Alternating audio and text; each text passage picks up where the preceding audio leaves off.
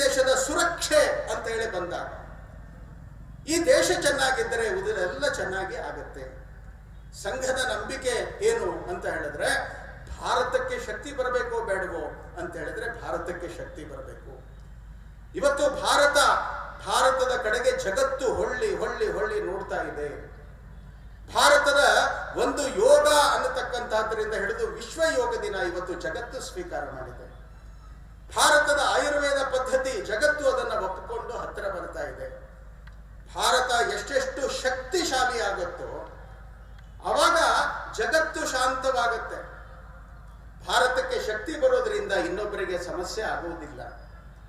ಪಾಕಿಸ್ತಾನಕ್ಕೆ ಶಕ್ತಿ ಬಂದರೆ ಜಗತ್ತಿಗೆ ಸಮಸ್ಯೆ, ಚೈನಾಕ್ಕೆ ಶಕ್ತಿ ಬಂದರೆ ಜಗತ್ತಿಗೆ ಸಮಸ್ಯೆ. ಭಾರತಕ್ಕೆ ಶಕ್ತಿ ಬಂದರೆ ಜಗತ್ತು ಶಾಂತವಾಗುತ್ತೆ.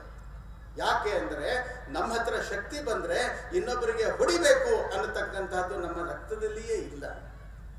ಇನ್ನೊಬ್ಬರಿಗೆ ರಕ್ಷಣೆ ಕೊಡಬೇಕು ಅನ್ನುವಂಥದ್ದು. ಹೀಗಾಗಿ ಭಾರತದ ಒಟ್ಟು ಕೆಲಸವೇ ಜಗತ್ ಕಲ್ಯಾಣ. ಜಗತ್ತಿಗೆ ಕಲ್ಯಾಣ ಆಗಬೇಕಾ ಅಂತ ಹೇಳಿದ್ರೆ ಭಾರತಕ್ಕೆ ಶಕ್ತಿ ಬರಬೇಕು.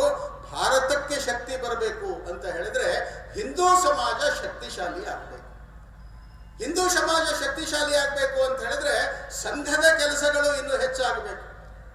ಸಂಘದ ಕೆಲಸಗಳು ಹೆಚ್ಚಾಗಬೇಕು ಅಂತ ಹೇಳಿದ್ರೆ ನಾವು ಸ್ವಯಂ ಸೇವಕರು ಇನ್ನಷ್ಟು ಹೆಚ್ಚಿಗೆ ಕೆಲಸ ಮಾಡಬೇಕು. ಅಂತಿಮವಾದ ನಮ್ಮ ಲಕ್ಷ್ಯ ಏನು ಅಂತ ಹೇಳಿದ್ರೆ ಭಾರತ ಪರಂ ವೈಭವದ ಸ್ಥಿತಿಗೆ ಬರಬೇಕು. ಭಾರತ ಜಗತ್ತಿನಲ್ಲಿ ಶಕ್ತಿಶಾಲಿ ಆಗಬೇಕು. ಶಕ್ತಿಶಾಲಿ ಮಾತ್ರ ಅಲ್ಲ, ಭಾರತ ಜಗದ್ಗುರು ಆಗಬೇಕು. ಹಿಂದೊಂದು ಕಾಲಕ್ಕೆ ಭಾರತ ಜಗದಂಬೆ ಆಗಿದ್ಲು, ಭಾರತ ಜಗದ್ಗುರು ಆಗಿತ್ತು. ಮತ್ತೊಮ್ಮೆ ಭಾರತ ಜಗದ್ಗುರು ಆಗಬೇಕು ಅಂತ ಹೇಳಿದ್ರೆ ಭಾರತದಲ್ಲಿರ್ತಕ್ಕಂತಹ ಹಿಂದೂ ಜಾಗೃತ ಆಗಬೇಕು. 100ನೇ ವರ್ಷದ ಈ ಸಂದರ್ಭದಲ್ಲಿ ನಮ್ಮ ಮೊದಲನೆಯ ಕಾರ್ಯಕ್ರಮ ಇದು. ಯಾವುದು ಸಂಚಲನ. ಇನ್ನು ಬರುವ ಇದೇ ತಿಂಗಳಿನಿಂದ ನಾವು ಮನೆ ಮನೆ ಮನೆ ಮನೆ ಭಾರತದ 6.5 ಲಕ್ಷ ಊರುಗಳಿಗೂ ಸಂಪರ್ಕ ಮಾಡಿ ಎಲ್ಲ ಮನೆಗಳಿಗೆ ನಾವು ಕರಪತ್ರವನ್ನು ಕೊಡುವವರಿದ್ದೀವಿ. ಬರುವಂತಹ ದಿನಗಳಲ್ಲಿ ಗ್ರಾಮ ಮಟ್ಟದಲ್ಲಿ, ಪಂಚಾಯಿತಿಯ ಮಟ್ಟದಲ್ಲಿ ಹಿಂದೂ ಸಮಾವೇಶಗಳನ್ನು ಮಾಡಬೇಕು. ಆ ಮೂಲಕವಾಗಿ ಇಡೀ ಸಮಾಜ ಜಾಗೃತ ಆಗಬೇಕು.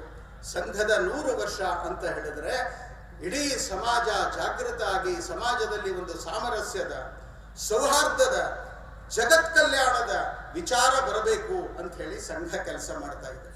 ಹಾಗಾಗಿ ಈ ಸಂದರ್ಭದಲ್ಲಿ ಎಲ್ಲ ತಾಯಂದಿರು, ಹಿರಿಯರು, ಸ್ವಯಂ ಸೇವಕರು ನಾವು ಮಾಡ್ತಾ ಇರತಕ್ಕಂತಹ ಸಮಾಜದ ಹಿತದ ಕೆಲಸವನ್ನ ಇನ್ನೂ 10 ಪಟ್ಟು ಹೆಚ್ಚು ಮಾಡತಕ್ಕಂತಹ ಶಕ್ತಿ, ಸಾಮರ್ಥ್ಯ, ಸ್ಫೂರ್ತಿ, ಹುಮ್ಮಸ್ಸು ಇದನ್ನ ಆ ಪರಮೇಶ್ವರ, ಆ ಭಾರತ ಮಾತೆ ನಮಗೆ ನಿತ್ಯ ನೂತನವಾಗಿ ನೀಡಲಿ ಅಂತ ಹೇಳಿ ಕೇಳ್ಕೊಳ್ತಾ ನನ್ನ 4 ಮಾತನ್ನ ಮುಕ್ತಾಯ ಮಾಡ್ತೀನಿ. ನಮಸ್ಕಾರ.